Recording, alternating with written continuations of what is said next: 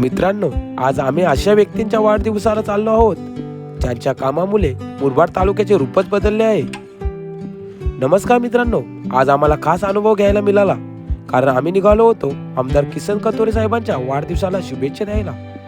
गाडीत बसून थेट निघालो मुरबाड तालुक्याकडे आणि वाटेत साहेबांच्या निधीतून झालेल्या सुंदर रस्त्यांचा आनंद घेत प्रवास केला. साहेबांच्या निवासस्थानी पोहोचताच पाहिलं प्रचंड गर्दी, सगळीकडे फक्त एकच वातावरण, वाढदिवसाच्या शुभेच्छा साहेबांना. रस्त्यावर जिकडे तिकडे साहेबांचे बॅनर झलकत होते.